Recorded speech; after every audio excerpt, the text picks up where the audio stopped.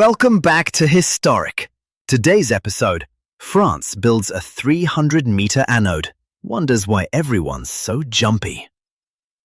The 1889 Exposition Universelle accidentally proves that the entire planet is a single, badly wired galvanic cell.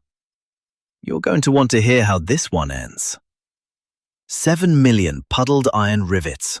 That's the specification, not one fewer. Each heated to 1,100 degrees Celsius and hammered home by a 4-man team before it dropped below 700. And for what? For Gustave Eiffel to build a pylon so outrageously tall, it short-circuited the entire diplomatic corps of Europe. The original sin wasn't the height, you understand. It was the wiring. In our timeline, Eiffel's magnificent erection was just that. But in this one, a penny-pinching subcontract went to the Compagnie Continentale Edison. Yes, that Edison. The patent-thieving, elephant-electrocuting bastard from New Jersey to handle the arc lighting. And they, with their fetish for direct current and their profound ignorance of anything resembling grounding, made a fateful error. Instead of isolating the circuits for the observation decks and the 72 names of French scientists, they grounded the whole damn thing directly into the Parisian water table, which, as it happens, is connected by damp soil and several thousand miles of ocean to every other water table on the planet. At first, it was just odd, static. The American ambassador, Whitelaw Reid, found his hair standing on end whenever he faced north. The British delegation complained that their tea tasted faintly of ozone and pennies. Then came the Congress of Electricians, convened to standardize the volt. They spent 3 days arguing, only to discover every single one of their galvanometers was pegged uselessly at maximum. Something, somewhere, was feeding a low-grade current into everything. It took a quiet genius from the Brazilian delegation, one Father Roberto Landel de Moura, to trace the anomaly. He held a modified coherer to a damp wall in his hotel and heard, faint as a ghost, the Morse code chatter from the tower's own telegraph office.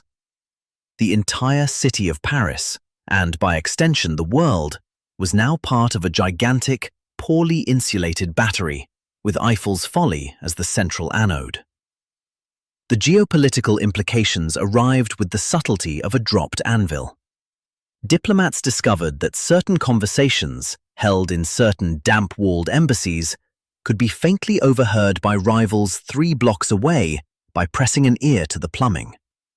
The German ambassador, convinced he was being spied upon by esoteric French galvanic rays, ordered his embassy's basement lined with 400 tons of vulcanized rubber, bankrupting a small Frankfurt manufacturer and creating a permanent fire hazard.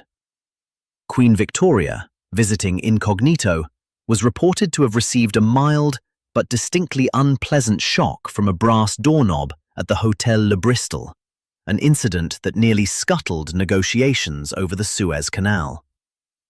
The final straw came when the Shah of Persia, Nasser al-Din Shah Qajar, found his magnificent jeweled saber had become magnetized, causing it to cling embarrassingly to his steel codpiece during a state dinner. He left Paris in a rage, declaring French engineering an offense to God and metallurgy. Eiffel, for his part, spent the rest of his life insisting the tower was perfectly safe, usually while his moustache twitched with static electricity. That was filed by Doc Sparks Edison Jr. Contributor rating, unchanged. Episode complete. You listened to all of it, which the records show puts you in the top 11% of your species for attention span. Congratulations. File your own at historic.com.